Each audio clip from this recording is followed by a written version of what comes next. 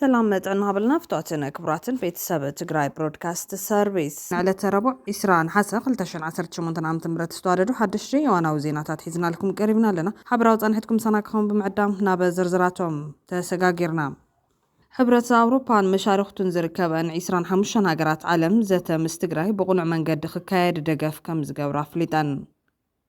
ሓይልታት ትግራይ መጥቃዕቲ ኣየር ናይ ምክልኻል ስጉምቲ ከም ዝጀመሩ ወታደራዊ ምንጭታት ሓቢሮም። የትግራይ ኃይሎች ዙ 23ቶችን 3 ኤስ125 እንዲሁም ደግሞ አትሊስት 1 ኤስ75 ኤር ዲፌንሶችን ከዛ ደግሞ በዛ ያለ ቁጥር ያላቸው ኢግላ1 ማንፓዶችን ወይም ከትከሻ ላይ የሚተኮሱ ኤር ዲፌንሶችን መያዝ ችለው ነበረ። እዚህ ጋር የምታዩት አንድ የቲዲኤፍ ሜምበር ኢግላ1 የተባለውን ማንፓድ ይዞ ነው። እዚህ ጋር ደግሞ ኤስ105 የተባለው የሳይም ሳይት ፊት ለፊት ሆኖ ነው የምታዩቸው ማለት የትግራይ ኃይሎች። በኻሊው ገን ናብ ዝቐረባዋን ካብ ክልተ ቀንዲ መጻምድቶም ክዳዓት ዝመስል ፈተናታት ዝገጠሞም ሓይልታት ጽምዶ ናብ ኣቋራጭ ውሳነ ኣትዮም። ኤርትራ ብዛዕባ ብልዕሊኣ ተፈጺሙ ዝተባሃለ ቢቢሲ ዝዘርግሖ መጥቃዕቲ ዝምልከት ወግዓዊ መግለፂ ሂባ። ነዚኣቶም ካልኦት ተገደስቲ ምዕባልታትን ሒዝና ኣለና። ምስ ትግራይ ብሮድካስት ጽንሖም ብቀዳምነት ሓይልታት ትግራይ መጥቃዕቲ ኣየር ናይ ምክልኻል ስጉምቲ ከም ዝጀመሩ ወታደራዊ ምንጭታት ሓቢሮም። ሓይልታት ምክልኻል ትግራይ ዕላማታት ድሮን ክስሕት ዝገብሩ መሳርሕታት ከም ጃመርን ስፖፋርን ዝኣመሰሉ መሳርሕታት ኣብ ጥቕሚ ከም ዘውዓሉ እዮም ወታደራዊ ምንጭታት ዝገልጹ ዘሎም። ስጉምቲ ሰራዊት ትግራይ ንድሮናት መንግስቲ ፌደራል ምክልኻል ዝሕግዝ ምዃኑ ዝተገለጸ ኮይኑ ኣብ ጉዳይ ትግራይ ጽቡቕ ምክትታል ዝገብሩ ወታደራዊ ምንጭታት ከም ዝሓበርዎ ሓይሊ ኣየር ኢትዮጵያ ኣብ ወታደራዊ ዕላማታት ጥራሕ ከም ዝነጥፍ ይግለጽ እኳ እንተኾነ ኣብ ልዕሊ ሲቪላት ጉዳት የውረድ ከም ዘሎም ኣነጺሮም ዘሎም። በአንጻሩ ድማ ሰራዊት ትግራይ እዞም መሳርሕታት ጸረ ድሮን ተጠቂሙ ነቲ ድሮን ብልክዕ ከይወቅዕ ይገብሮ ከም ዘሎ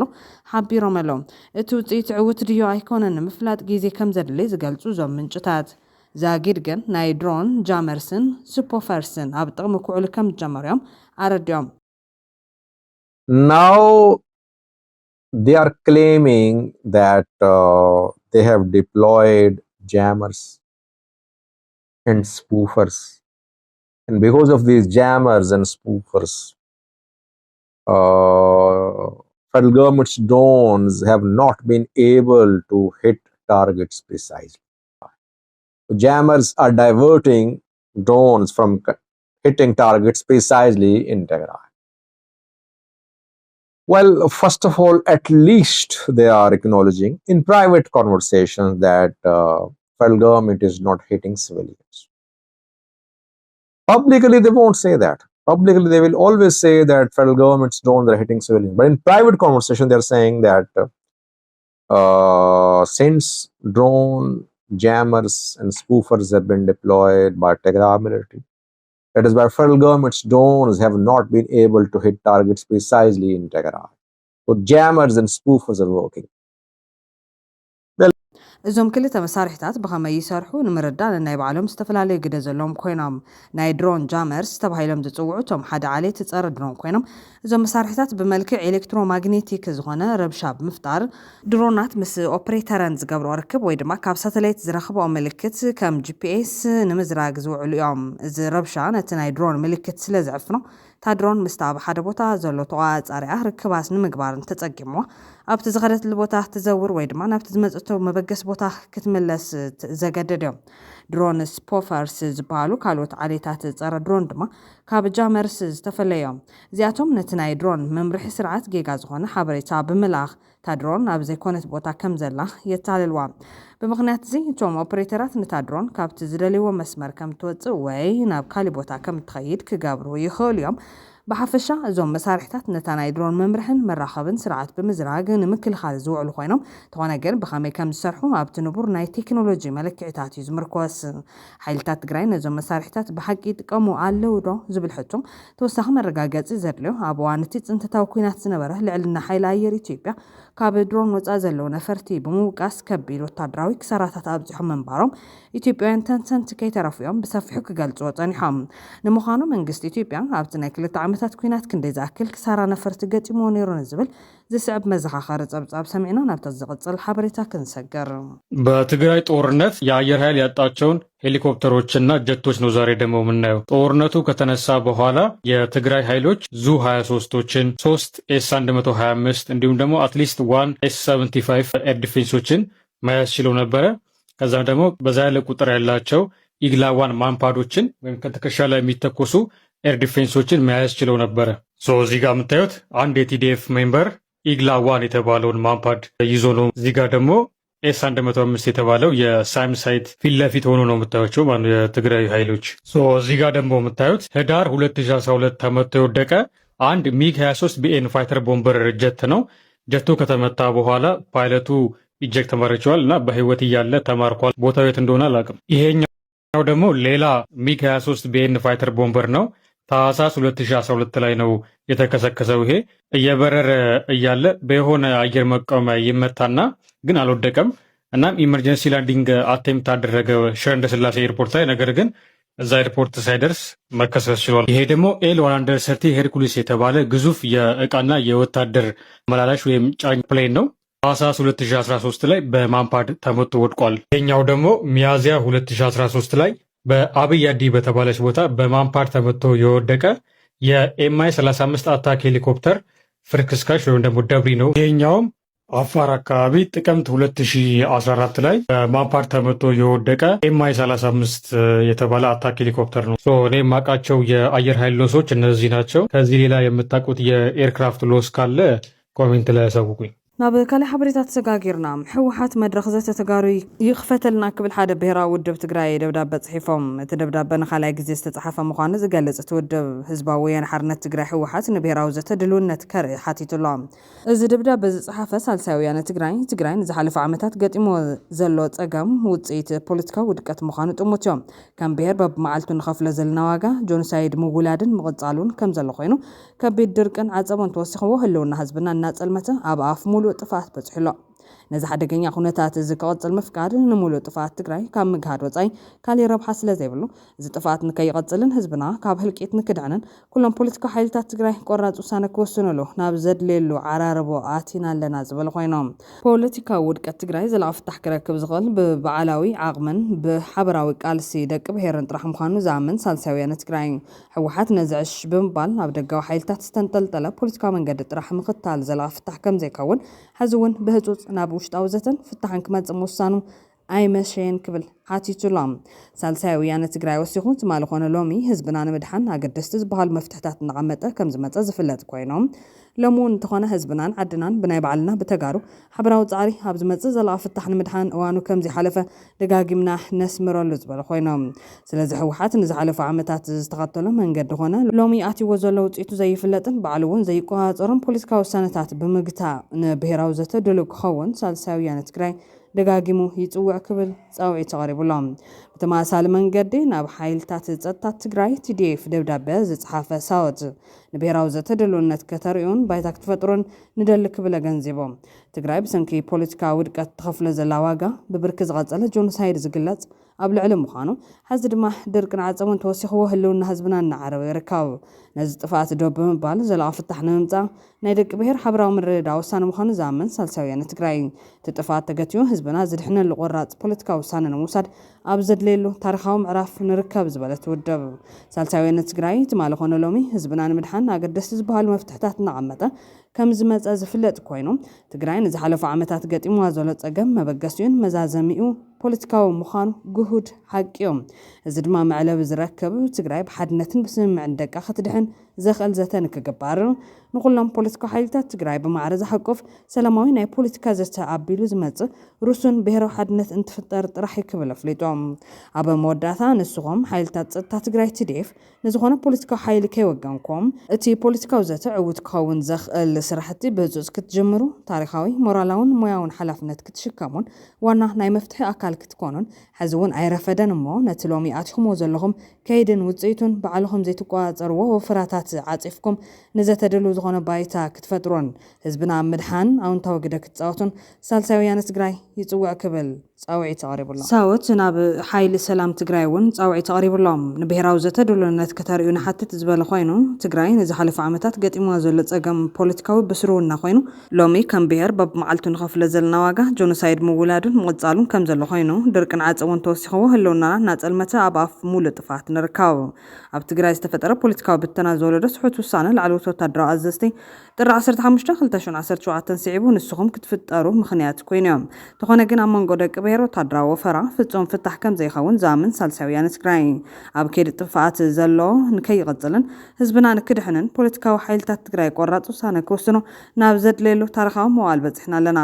ንስኹም ሓይሊ ሰላም ትግራይ TPF እውን ካብ ወታደራዊ መፍትሒ ወፂኹም ኣብ ዘላቒ መፍትሒ ኣብ ዝግበር ፖለቲካዊ ዘተ ደቂ ብሔር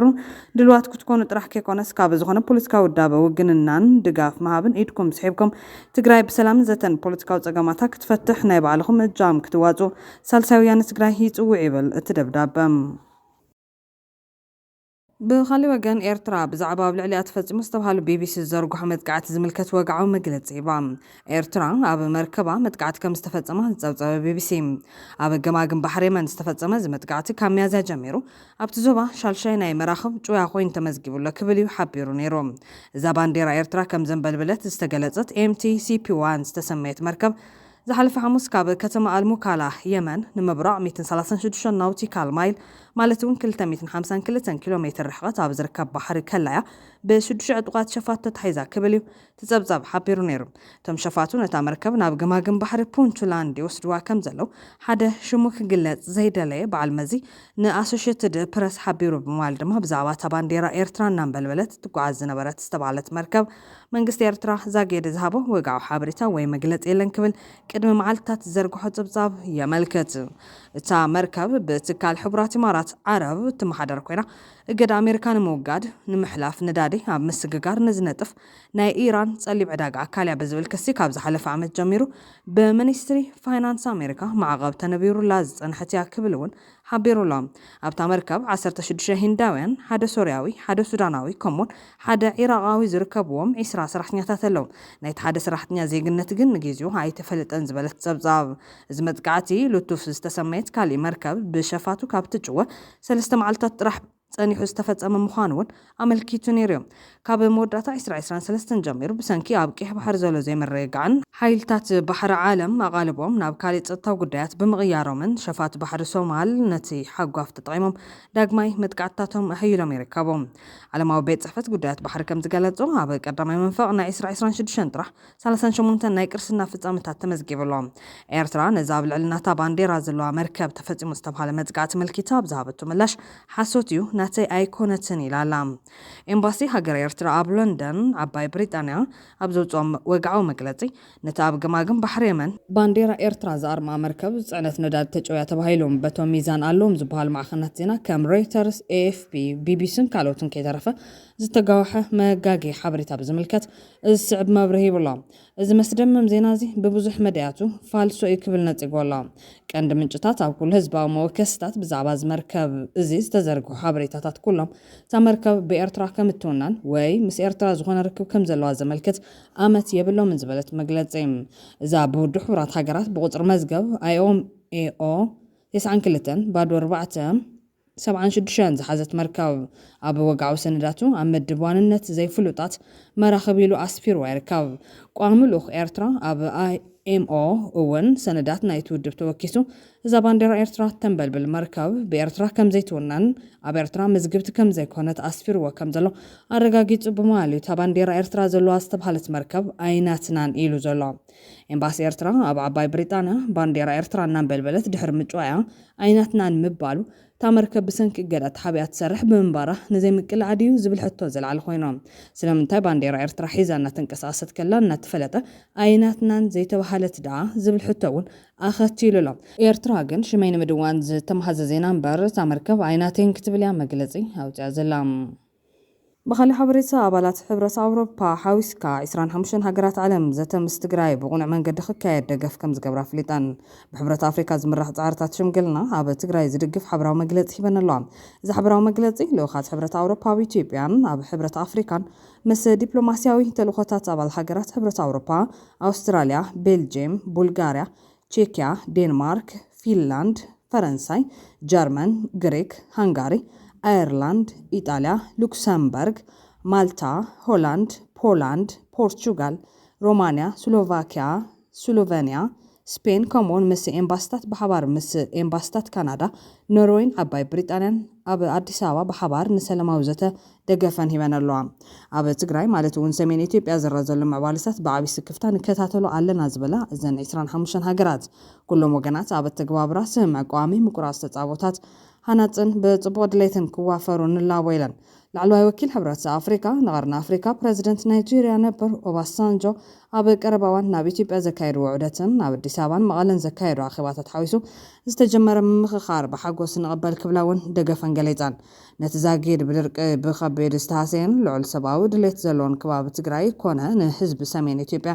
ሓድሽ ወታደራዊ ኩናት ዕናዊ ብምባል ድማ ኩሎም ወገናት ናብ ዘተካኣቱ ፀዊዐን ኦባሳንጆ ካብ ፌደራል መንግስቲ ሒዝዎም ዝመፁ ዝተባሃሉ ናይ ድርድር ነጥብታት ቀዳማይ ጽምደ ዝበሃል ከይዲ ደው ክብል ካልኣይ ብሓይሊ ዝፈረሰ ዝተባሃለ ጊዜያዊ ምሕዳር ትግራይ ናብ ዝነበረ ክምለስ ሳልሳይ ወታደራዊ ምንቅስቓሳት ደው ክብልን ሰራዊት ናብ ዲዲአር ክምለሱን ዝብል ነጥብታት ተላዒሎም ክብልዮም ምንጭታት ዝሕብሩ ዘሎም ብወገን ህወሓት እውን ዝተፈላለዩ ቅዋማት ኣብ መሓዝ ዝርከብ ኮይኑ ቅድሚ ሰሙን ወሃቢ ቃል ህወሓት ሚካኤል ኣስኮዶም ዋላ መሬት ትግራይን ተመዛበልትን ብሰላማዊ መንገዲ ይመለስ ስርዓት ኣብይ ክቕበር ኣለዎ ዝብል ቅዋም ኣንጸባሪቑ ምንባሩ ዝፍለጥ ጆም ድሕሪ ናይቲ ማሊ ናይ ኦባሳንጆ ናይ መቐለ ጉዕዞ ግና ህወሓት 5 ቅድመ ኩነት እንተተፈጺሞም ንዘተ ድሉው ምዃኑ ሓቢሩሎም እቶም 5 ነጥብታት ድማ ኢኮኖሚያዊ ማዕቐብን ዕፅዋን ምልዓል ምቁራጽ ወታደራዊ ክባን ምህዳእ ወጥረን ላዕለዋዊ ግዛት ትግራይ ናብ ንቡር ምምላስ ድሕነቶምን ክብሮምን ብዝሓለወ መንገዲ ተመዛበልቲ ናብ መረበቶም ምምላስ ሕጋዊ ሰብነት ህዝባዊ ወያነ ሓርነት ትግራይ ህወሓት ዝብልዮም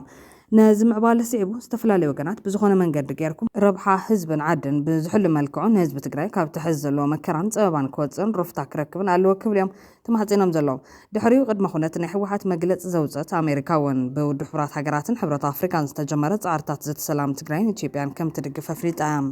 ደገፍ ኣሜሪካን ጻዕርታት ሰላም ብኣምባሳደር ኤርቪን ማሲንጋን ቻርጅ ዲኤፍኤርስ ዋልተር ፓርሰን ብዝሃብዎ ሕብራዊ መግለፂ ዝገለጽ ኮይኖም ኣሜሪካ ብውድብ ሕብራት ሃገራትን ሕብረት ኣፍሪካን ዝግበር ዘተ ሰላም ትግራይን ኢትዮጵያን ከም ትድግፍ ኣበሲራ ናይ ቀደም ፕሬዚደንት ኦባሳንጆ ናብ መቐለ ዝገበሮ ምብጻሕ ዘተባብዕ ምዃኑ ብምግላጽ እቲ ብስምዕ ምቁራጽ ግጭት ዝተረኸበ ሰላም ምዕቃብን ካልኣይ ኩናት ከይመጽእ ምክልኻልን ኣገዳሲ ምዃኑ መልኪታ ሰብኣዊ ኩነታትን ድርቅን ብሰንኪ ብኤልኒኖ ዝተጋደደ ድርቂ ኣብ ትግራይ 148 ጣብያታት ሓንቲ ንጣብ ዝናብ ዘይተረኣየለን ከባቢታት ከቢድ ናይ ምግቢ ሕፅረት ተኸሲቱሎም ናይ ውድብ ሕብራት ሃገራት ተሓባባሪ ሰበብ ሓገዝ ኦዛንያ ኦጂኤሎ ሰበስልጣን ፌደራልን ትግራይን ካብ ሓድሽ ግጭት ብምቕጣብ ኣብ ምድሓን ህይወት ህዝበን ምምላስ ተመዛበልትን ጥራሕ ከድህቡ ፀዊዕዮም ህወሓት ብወገኑ ምስ ሓይልታት ጽምዶ ዘጋጭዎ ከይኸውን ክጥንቀቐሉ ዝጸንሐ ቅድመ ኩነት ብጥንቃቐ ብምግምጋም ሕዚ 5 ቅድመ ኩነታት ብምማጥ ናብ ዘተንምታው ድልውነቱ ገሊጹሎ ኣብ ዝቐረበ እዋን ካብ ክልተ ቀንዲ መጻምድቶም ክዳዓት ዝመስል ፈተናታት ዝገጥሞም ዘሎ ሓይልታት ጽምዶም ናብ ኣቋራጭ ውሳኔ ከኣቱ ተገዲዶም ተዓዘብቲ ከም ዝብልዎ ጽምዶ ብክልተ ገጽያ ትፍተን ዘላ ሓደ ካብዞም ፈተናታት ጽምዶ ኮይኑ ተቐልቂሉ ዘሎ አንዳርጋቸው ጽጌ 3 ግዜ ዜግነት ዝሓዘ ምዃኑን ብካልኦት ተደራረብቲ ጉዳያት ትኹረት ዝተገበረሉ ሰብ ኮይኑሎም አንዳርጋቸው ጽጌ በዓሌቱ ሓንፈጽ ኣምሓራይ ኦሮሞታ እዩ 3 ግዜ ወይ ፓስፖርት ዝሓዘ ኮይኑ ናይ ኢትዮጵያ እንግሊዝ ኤርትራ ዘለዎ እዮም ኣብ ኤርትራ ቆልዓ ወሊዱ ሕዚ መንእሰይ ኮይኑ ይኸውን ተባሂሉ ይግመት ንመራሕቲ ኤርትራ ፍሉይ ፍቕሪ ዘለዎ እዮም ናይ ሻዕብያ ማለት እውን መንግስቲ ኤርትራ ፍጹም እሙን ምእዙዝን ኣድናቕን እዮም እዚ ሓደ ፀረ ጽምዶን ብዓብዩ ድማ ፀረ ተጋርዮም ኦሉሴጉን ኣባሳንጆ ድማ ካልእ ዕንቅፋት ረብሓ ትግራይን ፀረ ጽምዶን እዮም ኣብይ ኣሕመድ ብንዋታውን ካልእን ሸውሃቱ ደሊሉ ከነው ኣቢሉ ኣሲርዎሎም ናቶም ሰራሕተኛ ኣይኮይን ዘሎም እዞም ክልተ ፀረ ረብሓ ትግራይ ዝኾኑ ሓይልታት ድማ ፀረ ጽምዶ ጠጠው ኢሎም ዘለው ብዛዕባ ህልው ኩነታትን ፈተናታትን ጽምዶ ኣመልኪቱ ትዕዝብቱ ዘካፈለ ዶክተር ጨርቆስ ወልደ ጌርጌስ ነቲ ጉዳይ ካብ መሰረቱ ከም ዝብምዋል ነፂጎሎም ሻዕብያ ዝኾነ ዓይነት ርክብ ክፍጽም ትደሊ ሙሉእ በሙሉ እዩ መዐቀኑ ይበል እዚ ማለት ሓንሳብ ኣብ ጽምዶ ምሰእተወካ ብናይ ባዕልኻ ወድዓዊ ኩነታት ክትኣቱ ትኽእል ኢኻ ነቲ ውፊነትካ ማለት እውን ምእዙዝነትካ በብግዚኡ ክፍተን ዝገብሮ ክብል እውን ይገልጾም ንኣብነት ካብ ንሰበይትኻን ኣደደቅኻን ንዑ ንስርዓት ሻዕብያ ንሓዲኡ ክትመርጽ የገድደካ ብርግጽ እንታይ ይሰርሕ ከም ዘሎ ዘይክርደካ ይኽእል እዮም ኣዝዩ ፈታን ሕርያ እዩ ንኣደደቂ እንተይልካ ዝተገበረልካ ወጻኢታት ተገቢጡ ሓዲኡ ትገብር ሙሱ እየ እንተይልካ ድማ ኣብ ዝተመደብካዩ ስራሕ ብትግሃት ተዓምም ንተኣማናይነትካ ግን ክሳብ ዕለተ ሞትካ እዩ ክትፍተን ዝገብር ክብል ይዘረድም ነዚ ከም ኣብነት ክገልጾን ከሎ ሰበይቱ ኣብ ቤት ማእሰርቲ ዘላ ንሱ ግን ኣምባሳደር ኤርትራ ኣብ ኬንያ ዘሎ ኤርትራዊ ኣምባሳደር በየነ ርእሶም ህያው ኣብነት ምዃኑ ይገልጽ ካብዚ ብምብጋስ ናብ ጉዳይ ጽምዶ ብምምላስ ሻዕብያ ንጽምዶ ብፍሉይ ንመራሕቲ ህወሓት ኮሚሳራት ክፍትን ስለዝደለይ ናንዳርጋቸው ጽጌ ጽሑፍ አጨቢጡ ናብ ሚድያ ለይኽዎም ሻዕብያ ዋግኡ ክንደይ ምዃኑ ከይገበጠ ትርጉም ዘለዎ ርክብ ስለዘይመስርት ንጽምዶ ወቕትን ኩነታትን እናመረጸ ንጽምዶ ንመራሕቲ ሕወሓት ሕድሕዶም ፈተና ምግባሩ ገና ክቕጽል ይክብል እዩ ዶክተር ጨርቆስ ዘጠንቀቖም ብሰንኪ አንዳርጋቸው ጽጌ ናብ ናይ ሻዕብያ ፈተና ኣይቲ ኣማኑኤል ኣሰፋ ጸባ ተወርዊሩ ኣትዩ ዝብል ተዓዛበ እዚ ጭቡጥ ሓቂ እዩ ሻዕብያ ካብቲ ፈተነ ገለ ነገር ወሲዱ ከም ዝኸውን ርዱእ ነገር ይብል ናይ ሻዕብያ ፈተና ኣብ ልዕሊ ፋኖ መራሕቲ እውን ክቕጽል እዩ ብርግጽ ተኻይዱን ይካየድን እውን ይህሉ ክብል እውን ይጋለጽ ሻዕብያን ኣብይ ኣሕመድን ኣብ ጉዳይ ምዕራብ ትግራይ ተመሳሳሊ መርገጽ ከም ዘለዎ ዝፍለጥ ኮይኑ ኣብይ ኣሕመድ ንምዕራብ ትግራይ ክምልስ ኣይደለን ብውሕዱ ብሰለስተ ምኽንያታት ንብልጽግና ኣምሓራ ብፖለቲካ ንዘይ ምኽሳር ተጋሩ ምስ ሱዳን ብቐጥታ ተተራኺቦም ምስርዓተይ ሓደጋ ኢሉ ስለዝኣመን ኣብቲ ከባቢ ዘሎ ናይ ኢኮኖሚ ጸጋ ተረባሕ ክኸውን ስለዝደለ ምዃኑ ተፈለይጡ ዝሓደረ እዩ ፋኖ እውን ንግዛኣትና ፈጺሙ ክምልስ ኣይደልዮን ከም ናይ ቃልሱ ዕላማን ዓወትን ገይሩ እዩ ዝቆጽሮ ሻዕብያ እውን ንግዛኣትና ክኽበር ባህጊ የብሉን ንምዕራብ ትግራይ ኣምሓሩ ከም መርኣይ ገጽ ብምጥቃም እቶም ናይ ፖለቲካ ሓይልታት ኣብ ኤርትራ ናይ ወደብ ዋንነት ከየልዕሉ ይደልዮም ንትግራይ ብፖለቲካዊ መዳይ ከም ሓደ ናይ መዳኸሚ ኣገባብ ይዝርዮም ኣብ ኢትዮጵያ ኣብ ናይ ኮንትሮባንድ ቁጠባ ንግድን ምውፋር ምዕራብ ትግራይ ምስ ኣምሓሩ እንተዝኾነ እዩ ዘዋፅኡ ኢሉ ይዝኣመን ኣብ ማእኸል ዘሎ ሕወሓት ግን ምዕራብ ትግራይ ንኽምለስ ድሌት ኣለዎ እዩ ንሕሙራዶ ኣዲስ ኣበባ ይቐድም ዝብል ግን ንኣዲስ ኣበባ እዩ ዝቐድም ዘሎ ብሓፈሻ ብድምር ዓድና መቋመሪ ናይ 4 ፖለቲካ ሓይልታት ኮይኑ ኣሎ እዚ ክኸውን ዘይነበሮ ዘጣዓስ ክስተት እዮም ኮይኑ ግን እንታይ ምግባር ይሓይሽ ዝብል መፍትሒ እውን ብፍላይ ብተጋሩ ሎሚ እውን ኣማራፂ እናቐረበ እዮም ዶክተር ኣብራር ፍትዊ ሓደ ካብዞም ኣማራፂ መንገድታት ዘቕርቡ ዘለዉ ተጋሩ ሓደ ኮይኑ ምዕራብ ትግራይ ንምምላስ ናይ ብሓቂ ድሌት ኣሎ ዶ ክብል ይሓቲቱ ዘሎ እቲ ዶክተር ወሲኹ ምስ ፋኖ ምጽማድ ምዕራብ ትግራይ ኣይመልስን ምስ ሻዕብያ ምጽማድ ምዕራብ ትግራይ ኣይምልስን ምስ ብልጽግና ዝተጻመዱ ኣዲስ ኣበባ ዘለዉ እውን ምዕራብ ትግራይ ኣይምልስዎን ዝብል መደምደምታ በመቕማጥ TDF ትኽክለኛ ስትራቴጂ እንተተኸቲሉ ምዕራብ ትግራይ ናይ ምምላስ ተኽእሎ ኣለዎም ምዕራብ ትግራይ ዝምለሰሉ መንገዲ ተጋሩ ምስ በዓሎም ምጽማድ እንተጀሚሮም ጥራሕ ይክብል እዩ ተኣማራፂ መንገዲ ዝሕበር እዚ ድማ ሕወሓት መንገዱ እንተስተኻኺሉ ምስ ዜጋታቱ እንተጸሚዱ ምስ ህዝቢ እንተተዓሪቑ ጥራሕ እዩ ዝበለ ዶክተር ኣብራር ምዕራብ ትግራይ ብሓድነትን ጥንካረን ተጋሩ ጥራሕ እዩ ዝምለስ ክብረን ወሳናይ ሓይልን ካብ ውሽጢ እምበር ካብ ዝኾነ ኣካል ካብ ደገ ኣይርከብን ሕዚ እውን ንብል ኣለና ንረብሓ ትግራይ ትሰርሕ እንተኮይንካ ርግዒልካ ሓሳብ ዓሪ ቅናዕ ተኣከብ ምኻር ክብል ይጸውዕ ዘሎ ኣብ ማእኸል ከም ዝበለ ፈተናታት ዘሎ ጽምዶ ግን ኣቋራጭ ውሳኔ ከም ዘመሓላለፈ እዩ እናተሰምዕ ዝርከብ ብመሰረት እቲ ዝወጽእ ዘሎ ሓበሬታ ሓይሊ ጽምዶን ክልተ ሰሙን ዝጸንሐ ኣኼባ ከም ዝዛዘሙ ኣፍሊጦም ኣለዉ ቀንዲ ዕላማ እቲ ኣኼባ ምስ ኣህጉራዊ ማሕበረሰብን ውሽጣዊ ፖለቲካዊ ኣካላትን ንምርኻብ ዘኽእል ፖለቲካውን ዲፕሎማስያውን መሓወር ንምፍጣር እዮም ኣመራርሓ ጽምዶ ብዛዕባ እቲ ድሕሪ ኣብይ ዘሎ እዋን ዝምልከት ከቢድ ዘተታት ኣካይዶም እዮም ኣኼባ ብወግዕ ተዛዚሙ እኳ እንተሎ እቲ ዝተበጽሐ ውሳኔታት ግን ክሳብ ሕዚ ንህዝቢ ኣይተገለጸን ወግዓዊ መግለጽ ክወሃብ ምዃኑ ግን ጭምጭምታታት ይወጽሎም መንግስቲ ኢትዮጵያ ብወገኑ ነቲ ጽምዶ ንምብርዓን ሽምግልናን ግጭታትን ከም ዘጻዕቐ እዩ ዝንገረሉ ዘሎም ኣብ ዞባ ወለጋ ዘሎ ጸጥታዊ ኩነታት ነዘመልክት ኮይኖም ብሰንኪ ዘሎ ዓሌታዊ ጎንፅን ኣብ ልዕሊ ኦሮሞ ኣምሓራ ከምኡውን ትግራዎት ዝፍጸም ዘሎ መጥቃዕትን እቲ ከባቢ ኣብ ዓብዪ ሓደጋ ከም ዘሎ ይስማዕ ኣሎ እዚ ኣብ ልዕሊ ተወለድቲ ሰለስተ ብሄራት ዝፍጸም ዘሎ ግፍዕታት ብቐንዱ ኣብ ጽምዶ ግጭታት ንምውላዕ ዝዓለመ እዩ ዝተፈላለዩ ጉጅለታት ከም ሰራዊት ሓርነት ኦሮሞ ኦላ ፋኖ ቢዛሞ ከምኡውን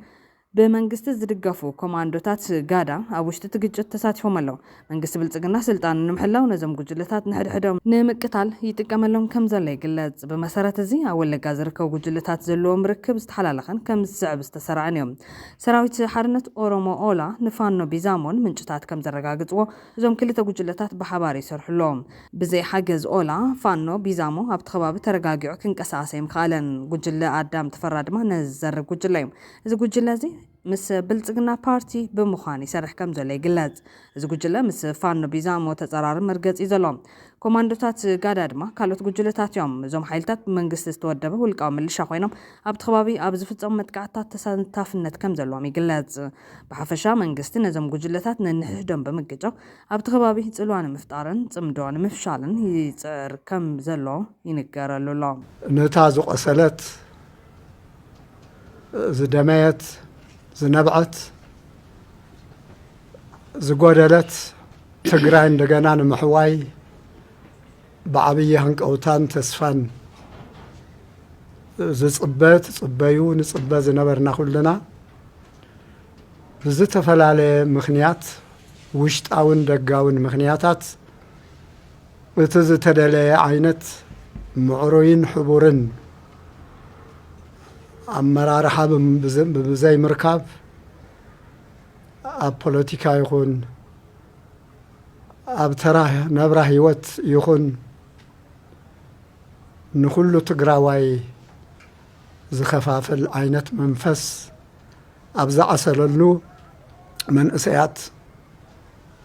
حدشتي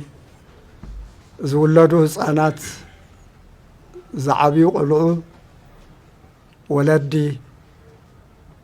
سب سراح سب هفتي ترقاقيهم نتقراي أم محواي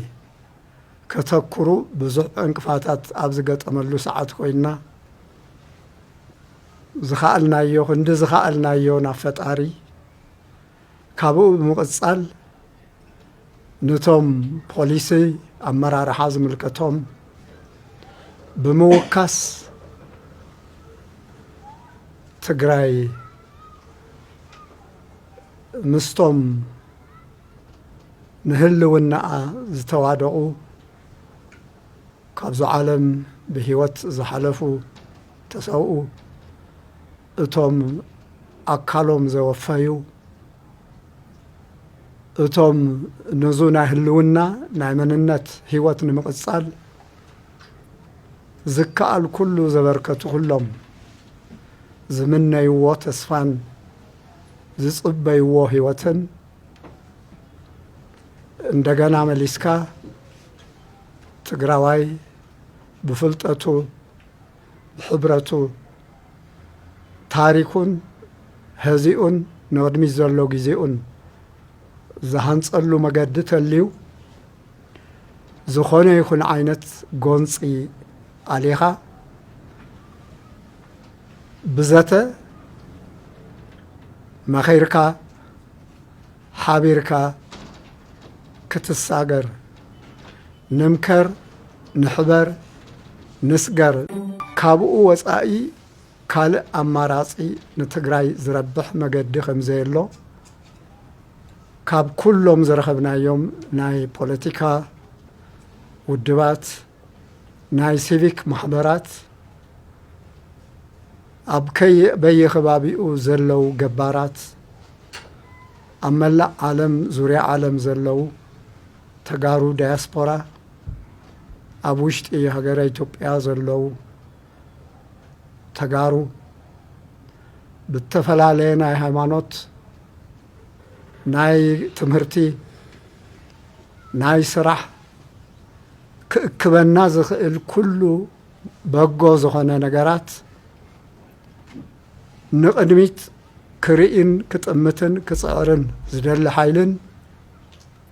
أب كمزي كوناتات تخفافيلكا تبتاتينكا تسفاسينكا زئقد يخون زسرح كعوت ديه يكون كل أبزبللو ساعات كاب تقارو زرخبنا يو ملاش تليو ببوليتيكا كابتو ودبو يخون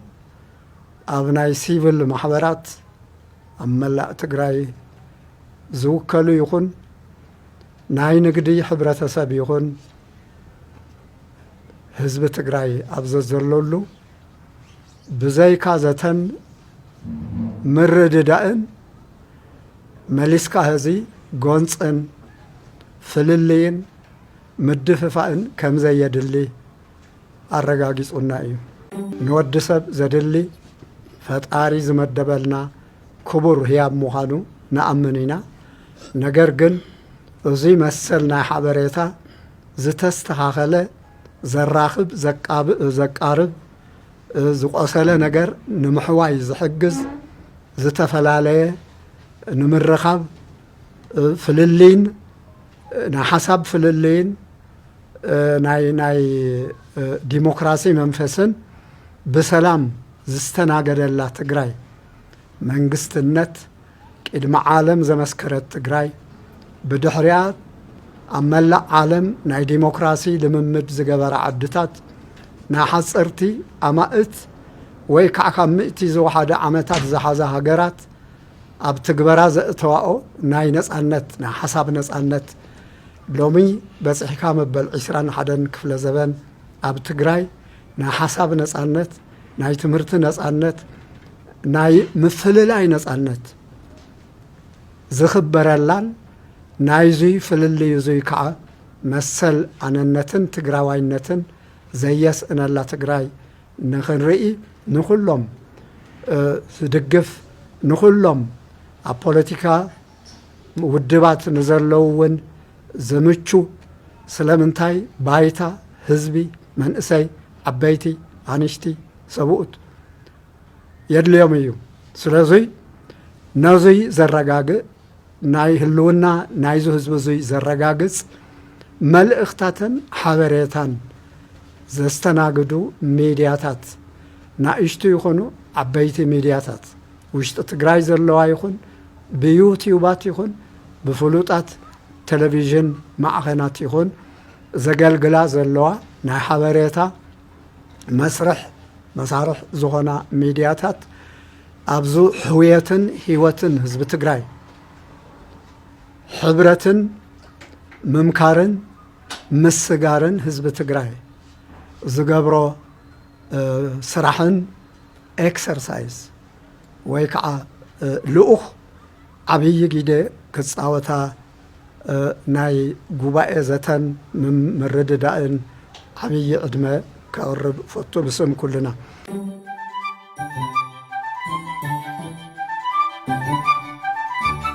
تقراب زو ساعات زي كابزخونا يكون حدقان يخدحون سلام يلو ليتن معلتن سلا سلام زمهل الزلو كريستيان اسلامي زي كونه تقراوا يلن اب ميديا يكون اب سراويت يكون اب بوليتيكانيا يكون وش تقراي يكون اثيوبيا يكون وص عالم يكون زلو تقراوا كله كاب نافطاري ብዙ ሰዓት ዝይ ዝምህለለሉ ዘሎ ቁጽር ሓደ ጉዳይ ሰላምን መረጋጋእን እዩ ብዙ ሰላምን መረጋጋእን እውን ኢትዮጵያ ክትርዳእ ጎረባብትና ክረድኡ ዓለምና ክርዳእ ስለ ሰላም ዝቆመን ዝደልን ዝጽዕርን ህዝቢ ምዃንና ኣብ መቀላሕውን ሚድያ ዝኽእለትኩም ክትቀጽሉ ሓደራ ኩነታት ዝተበላሸወ أكيدا لمتعرراي لممخخار لمزتاي زتا جبارا قوائي زتا مخكر مالتيو إذا قداي زي كاب زي جمار دارقا 4 ورحي غير اللو مالتيو إذا قداي زم عراري ون بقيزياوي ممحدار كور جنرال أتو تادس وردا زتقاقم 21 كابين يزلو أيو زيون ببجيزيو بارتتات كلهم نانغاغر يمصيو بدرجهم نانغاغر مصيو كلهم نزو مخخر زتا قبعي كلهم فقادنيا تاتقينهم تقبيلهم علو نانغاغرنا إنا مصينانا كاوزي زترفا ያው ነህዝብና እነብስረሉ ጉዳያት ጽቡቅ አካይዳ እዩ ዘሎ ጽቡቅ መምዕራይ እና ተገበረ እዩ ዝኽየድ ዘለና እቲ ናይ ምራጽ አጀንዳ ዝብል ግን ንሕና ከም ጉባኤ ዘተን ምርዳእን ንሕና ቀሪጽና ናፍቶም ዝምልከቶም አካላት ነውርዶ ዘይኮነስ እታ አጀንዳ እቶም ዝምልከቶም አካላት ንትግራይ መዋጽኦ ኣለና ዝብሉ ፖለቲካ ውድባት ድዮም ሲቪክ ማሕበራት ድዮም ዝምልከቶም ዘበሉ አካላት ኩሉ መዋጽኦ ኣለኒ ዝብል ኣብታ አጀንዳ ንሕና ይኾናን ሴት ንገብሮ ማለት እዩ ስለዚ ኩሎም እቶም ዝምልከቶም አካላት ምስኣቶም ኮይና ንቀርጾ አጀንዳ እዩ ክህልወና ኣብቲ ንዛትዮ ዘተ ከምቲ ኣብ መወዳእታ ሕዳር ንገብሮ ሓሲብና ዘለና ዓብይ ዋዕላ ኣብኡ ዝቐርቡ አጀንዳታት ኩሎም ስቴክ ሆልደርስ ወይ ከዓ እቶም ዝምልከቶም አካላት ታ አጀንዳ ብሓባር ተቐሪጹ ትግራይ ይዋጻእ ዝብል አጀንዳ ተላዒሉ ኩሉ ማሕበረሰብ ክዝትየሉ ኩሉ ድማ ከዓመሉ ዝኽእል እዞም አጀንዳ እዚኣቶም ንሕና ንቀርጾም ዘይኮነት ንሕና ናይ ፋሲሊቴት ናይ ምግባር ናይ ምትሕባርን ኣብኡ ነገር ድማ ግዴና ናይ ምውፃእ ነበር እታ ኣጀንዳ እውን ንባዕሎም ካብቲ መላእ ማሕበረሰብ ይኹን ካብቲ ዝምልከቱ ማሕበረሰብ ንውክልና ዝብሉ ኣካላት ዝቕረፅን ብኡ ተቐሪፁ ድማ ናብቲ ዘተ ዝቐርብን እዩ ስለዚ እንታይ ንምባል የደልየ ዘለኹ እዚ ዘተን ምርድኣን እዚ ሓደ ሰብ በጊሱ ወይ ከዓ ተወሰነ ቡድናት ኣበጊሶሞ ዝኸይድ ዘይኮነስ ኩሉ ከሳተፍ ዝኽእል ኩሉ ኣጀንዳ ኣለኒ እዚ ክትሓዘ ኣለዎ እዚ ኢሉ ድማ ዘብል ድማ ኩሉ ሓሳቡ ክገልጸሉ ዝኽእል ኣጀንዳ እውን ክቐርጸሉ ዝኽእል ኣጀንዳ ቆሪፁ ድማ ናይ ሓባራዊ ዝኾነ ኣጀንዳ ሒዙ ክንመኽረሉን ክንሓብረሉን ሓቢርና ድማ ክንሰግረሉን ንኽእል ነገር ነቕምጠሉ እዩ እሞ ስለዚ እቲ ኣድላይነቱ በዚ መልክዕ እዚ ኢና ክንግንዘቦን ክንሪኦን ንኽእል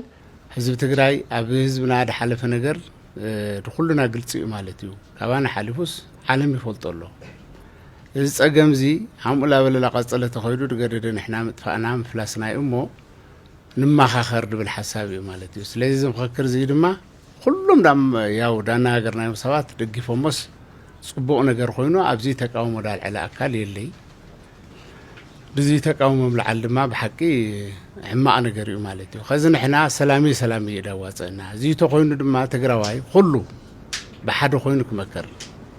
ብሓደ ኮይኑ ድማ ዳብ ሰላም ክሳገር ማለት እዩ ስለዚ እዚ ስለ ድኾነ ንሕና ጦርነት ብተደጋጋሚ ስለ ድጎድአና ከዚ ግን ባዕልና ተመኻኽርና ከመ ጌርና ክንሰግር ድብል ሓሳብ እዩ ብሰፊሕ ገሊፆም ኣለዉ